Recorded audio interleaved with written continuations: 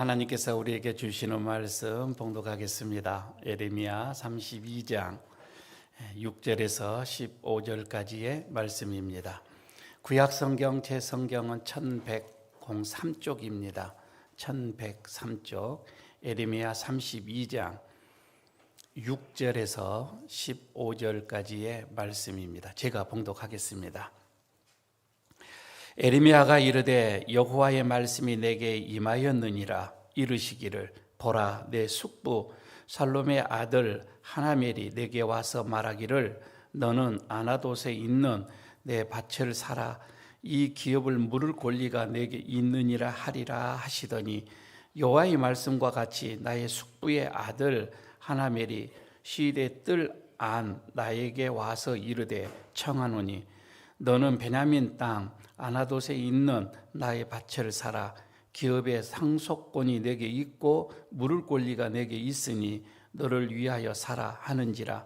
내가 이것이 여호와의 말씀인 줄 알았으므로 내 숙부의 아들 하나멜의 아나돗에 있는 밭을 사는데 은 17세겔을 달아주되 증서를 써서 봉인하고 증인을 세우고 은을 저울에 달아주고 법과 기례대로 봉인하고 봉인하지 아니한 매매 증서를 내가 가지고 나의 숙부의 아들 하나멜과 매매 증서의 인친 증인 앞과 시일의 뜰에 앉아 있는 유다 모든 사람 앞에서 그 매매 증서를 마세야의 손자 에리야의 아들 바룩에게 붙이며 그들의 앞에서 바룩에게 명령하여 이르되 만군의 여호와 이스라엘 하나님께서 이와 같이 말씀하시기를 너는 이 증서 곧 봉인하고 봉인하지 않는 매매 증서를 가지고 토기에 담아 오랫동안 보존하게 하라.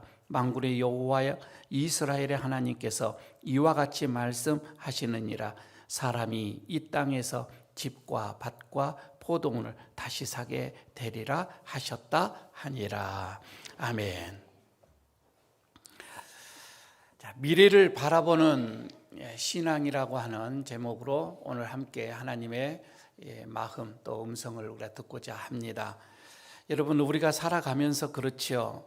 지금 당장 내 눈앞에 힘들고 어려운 그런 상황을 처할 때가 많이 있을 것입니다. 지금 여기에 앉아 계신 성도 여러분들 중에 또 적지 않는 많은 사람들은 참 미래가 보이지 않는 앞이 캄캄한 그런 현실 속에서 어찌할꼬라고 하는 그런 마음으로 오늘 또 예배의 당에 올라와서 예배를 드리는 여러분들도 있을 것입니다.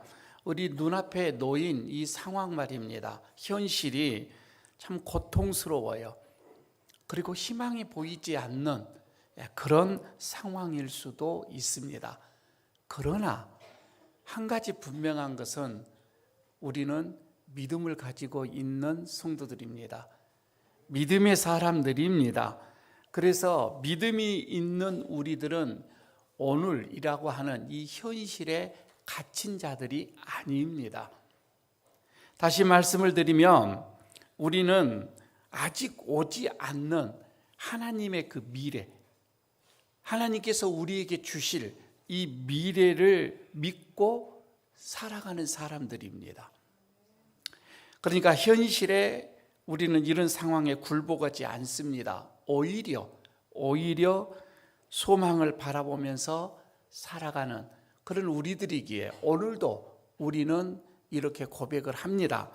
나는 믿음으로 미래를 바라보며 오늘 하나님의 말씀에 순종한다. 미래를 바라보기 때문에, 그 미래를 믿음으로 바라보기 때문에 오늘 우리는 하나님께서 들려주시는 말씀에 또 순종하면서 그 말씀을 따라 살아가려고 하는 것입니다. 여러분, 이게 우리들입니다. 믿음을 가진 사람들입니다. 오늘 이제 이 말씀 속에서 오늘 본문 속에서 보면 예레미야가 나옵니다.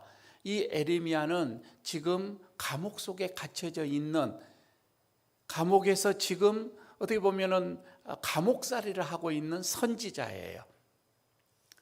그 예레미야가 이 감옥에 있을 때에는 유다 왕 시드기야 10년입니다.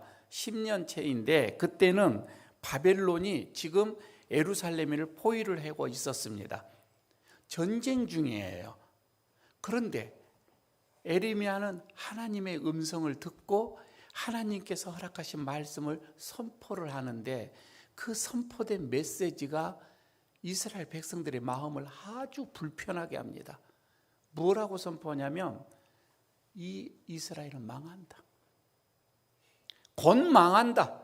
예루살렘은 저 바벨론에 의해서 망하게 될 것이다. 우리는 모두 다 포로로 잡혀가게 될 것이다. 항복해라. 여러분, 선지자가 이렇게 선포를 하니 얼마나 밉겠어요. 설령 그런다 할지라도 희망을 선포해야 하는데 말입니다. 이게 시드기야 왕의 심기를 아주 불편하게 만들었습니다. 결국은 그를 선지자를 잡아다가 옥에다가 가두어 버립니다. 자, 여러분, 이런 상황 속에서 지금 예루살렘은 이미 포위가 됐고 나라가 지금 곧 망하게 되어지는 위기 상황에 처해져 있습니다. 선지자는 이제 더 이상 하나님의 말씀을 선포하지를 못합니다. 그리고 어떻게 보면 하나님의 말씀은 애면을 지금 당하고 있는 거예요. 그런데 그런 와중 속에서 하나님은 계속 말씀을 합니다. 에레미야에게 오늘도 말씀을 합니다. 그런 상황 속에서 무엇라고 말씀을 하냐면은 오늘 이렇게 얘기합니다. 참 놀라운 얘기인데, 야, 너 저쪽에 있는 땅 좀 사라. 여러분, 이해가 되겠습니까? 7절, 8절에 있는 말씀입니다. 7절 이렇게 얘기하죠. 보라, 내 숙부 아들 살롬의 아들 하나빌이 내게 와서 아나돗에 있는 내 밭을 사라 이렇게 말할 것이다. 그러면 너는 그 밭을 사라. 이렇게 하나님이 직접 이제 누구를 상황을 통해서든지 이 음성이 들려오는 거예요. 그런데 여러분, 우리가 하나님의 말씀이기는 하지만 참 받아들이기 힘든 이 말씀이에요. 선지자다 할지라도 말입니다. 가만히 한번 생각해 보시기를 바랍니다. 왜 이 말씀이 납득하기가 힘드냐면 지금 상황이 어떤 상황이에요? 전쟁 중이에요. 전쟁인데도 거의 이스라엘, 이 예루살렘 그냥 기울어져 가는, 그냥 촛불이 그냥 이제 그 바람에 그냥 곧 꺼지기 직전이에요. 나라가 완전히 없어지는 그런 직전이다 이 말이에요. 그런데 밭을 사라는 거예요. 그것도 어떤 밭을, 어떤 상을? 아나돗 밭을 사라 이 말입니다. 여러분, 이 아나돗 밭이라고 하는 거요, 참 에레미야에게는 그냥 보통 땅이 아니고 보통 이 지역이 아니에요. 이거는 이 아나돗은 에레미야의 고향입니다. 이 에레미야 1장 1절에 보면서부터 이게 나옵니다. 고향인데, 그런데 그는 자기 고향에서도 하나님의 말씀을 전했죠. 그런데 거기서도 이틀막에 대해서 입을 막았어요. 백성들이 하지 못하게 했어요. 거절을 당했다 이 말입니다. 그러니까 이 아나돗, 자기 고향이지만은 참 상처가 있는 땅이에요. 그리고 기억이 별로 좋지 않는, 거절당했다라고 하는 그런 이미지를 가지고 있는 그런 땅입니다. 그리고 지금 여러분, 여기에 투자할 가치가 되냐 이 말이에요. 이 땅이 전쟁 중에서 어떻게 보면 지금 패망 직전이고 말입니다. 경제라고 하는 것은 다 무너져가는 어떤 그런 상황상인데 땅을 사라? 여러분, 이건 도저히 실리 있는 그런 말씀이 아니에요. 그런데 에레미야는 그 땅을 삽니다. 그 하나님의 말씀에 순종을 합니다. 얼마를 주고 사냐면 오늘 9절에 보니까 은 17세겔을 주고 구입을 한다고 나옵니다. 그때 당시에 은 17세겔이면 노동자가 7개월에서 한 8개월 정도의 품삯입니다. 그러니까 선지자가 이 정도의 돈을 가지고 있었다고 한다면은 이거는 전 재산을 다 털었지 않았을까라고 하는 제 생각입니다. 그런 있는 돈을 다 투자해서 땅값을 지불을 하고 증서를 만들고 여기에 도장을 찍고 사인을 합니다. 여러분, 이거는 투자다 이렇게 보면 안 됩니다. 이건 미래를 보고 투자한다 그게 아니에요. 어떻게 보면 이거는 아픔이고 상처가 있고 별로 좋지도 않는 땅, 가서 살고 싶지도 않는 땅, 거절당한 곳이니까. 그럼에도 불구하고 하나님께서 사라 하니 그 말씀에 순종하는 거예요.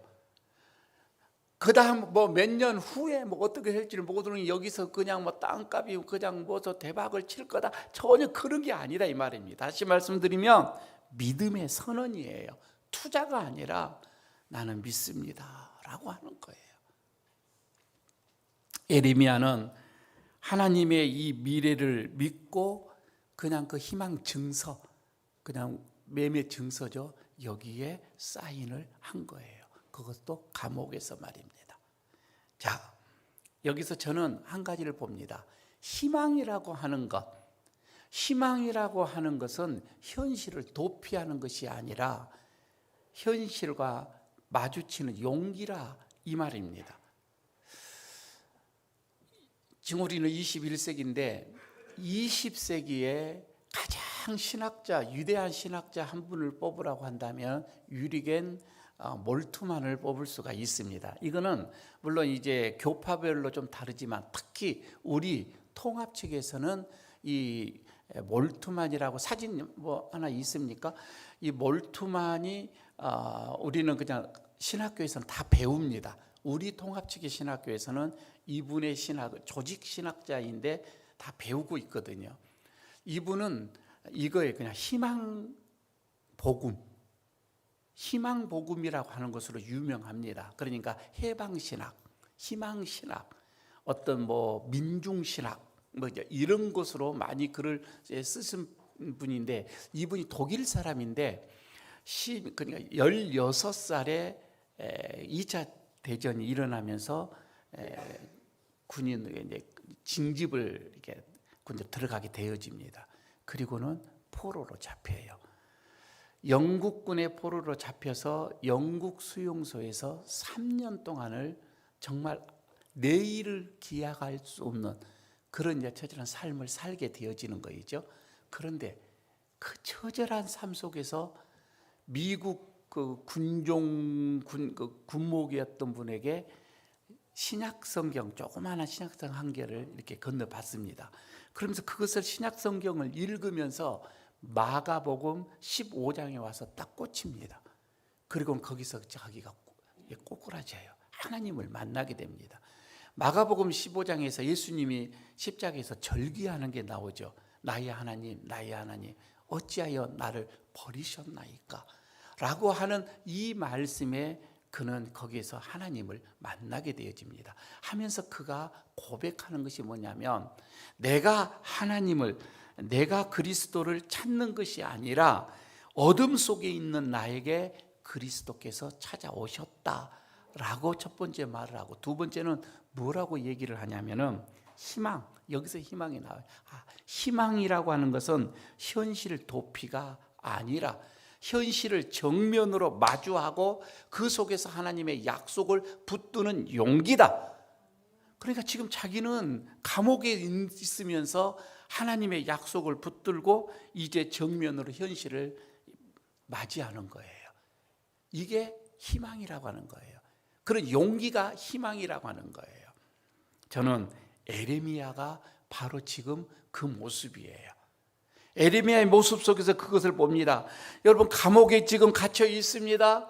그리고 거절당하는 땅, 투자할 가치도 없는 땅, 상처가 많은 땅, 어떻게 보면은 전혀 보고 싶지 않는 그런 땅, 아나도 땅을 그는 구입하라고 하니 전 재산을 거기다 놓고 투자하는 것이 아니라 현실을 여러분 도피하는 게 아니라, 예레미야는 그런 고향의 땅 아나돗을 하나님이 말씀을 주시니까 그냥 받는 거예요. 그냥 받는 거예요. 여러분, 이것을 보면서 하나님의 이 말씀을 받고 그 말씀을 믿으면 현실을 정면으로 서는, 맞이하는 용기다 이 말입니다. 용기 있게 서는 거다 이 말이에요. 저는 이게 희망을 가진 자들이에요. 여러분, 희망을 가지고 있습니까? 현실을 회피하지 말라 이 말입니다. 아무리 어렵고 아무리 힘들고 아무리 미래가 내일이 보이지 않는다 할지라도 여러분, 우리는 하나님의 말씀에 희망을 거는 거예요. 그래서 용기 있게 간다, 아멘으로 간다 이 말입니다. 그런데 말입니다, 오늘 이 에레미야의 모습 속에서 우리는 예수 그리스도의 모습을 보게 되어집니다. 가만히 여러분 보시기를 바랍니다. 에레미야가 거절당하는 땅 아나돗이죠. 그 땅을 다시 샀다 이 말입니다. 이처럼 예수님도 거절한 고향이 있었죠.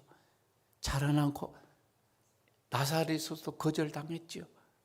그런데 예수님은 다시 품습니다. 그토록 여러분 이 세상에서 예수님을 애면했던 여러분 이 세상 말입니다. 예수님은 다시 이 세상을 품습니다. 이게 에레미야의 모습 속에서 보는 예수님의 생생한 모습입니다. 에레미야가 은 17세겔을 주고 그 매매 희망의 증서에 사인을 했던 것처럼 우리 예수님은 십자가에서 피와 생명으로 사인을 하고 우리를 받습니다.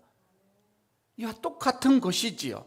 절망 속에 있는 우리들, 이 땅에서 사는 우리의 삶을 예수님께서 희망의 유산으로 그냥 산 거예요. 피값으로 샀다 이 말입니다. 은 17세계로 산 것처럼 말입니다. 또 하나 여기서 보면 한 사람이 나옵니다. 바룩이라고 하는 사람이 이제 두 번째 등장하는 사람입니다.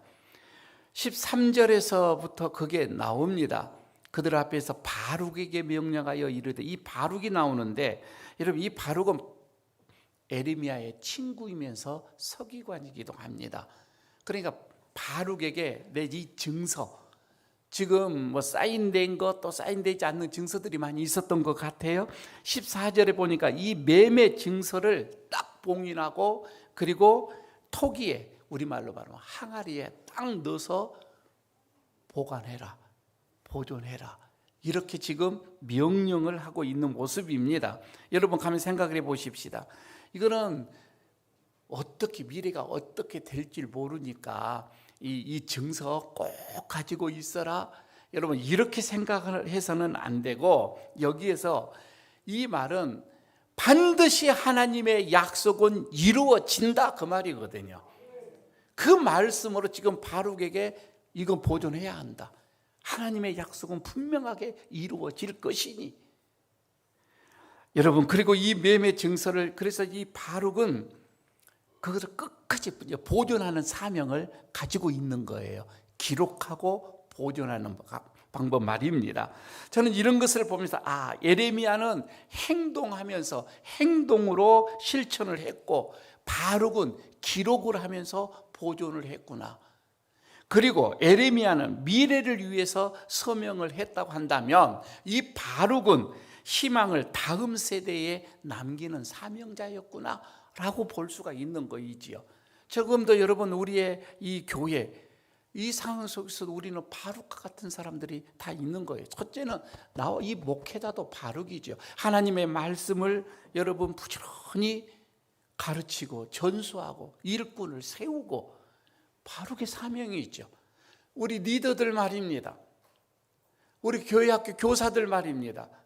하나님의 말씀을 잘 기록하고 전하고, 이게 바룩의 사명이에요.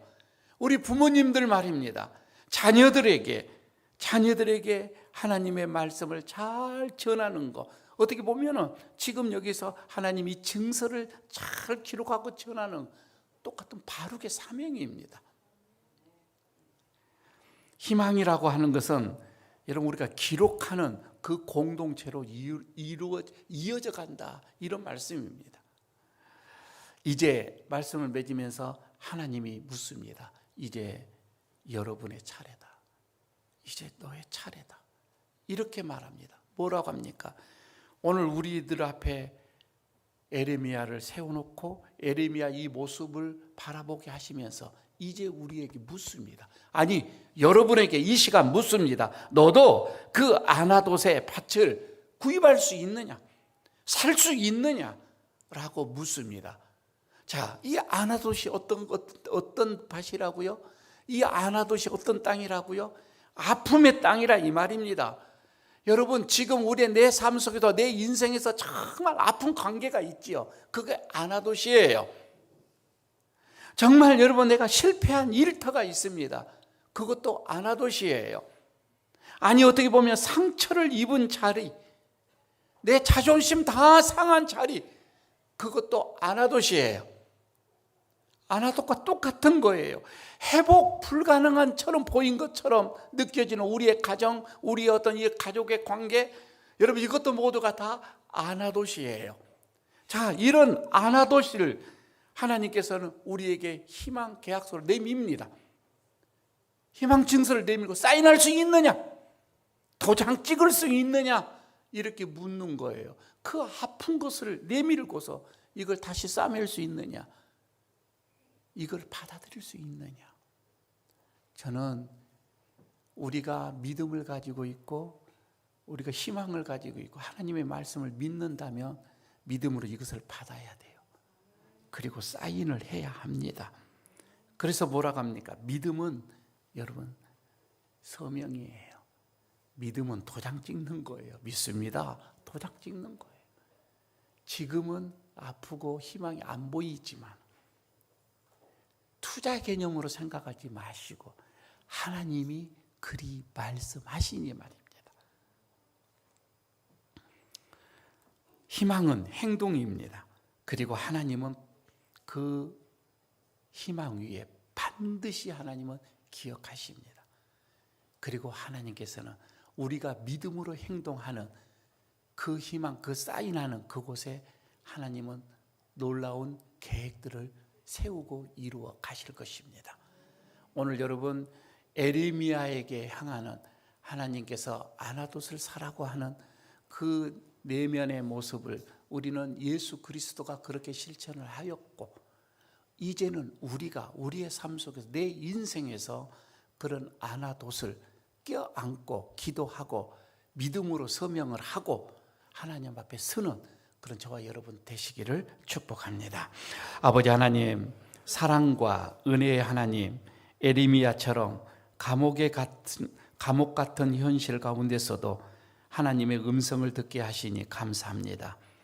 절망의 땅 아나돗 앞에서 주저하지 않게 하여 주시고 믿음으로 미래에 서명을 하게 하옵소서.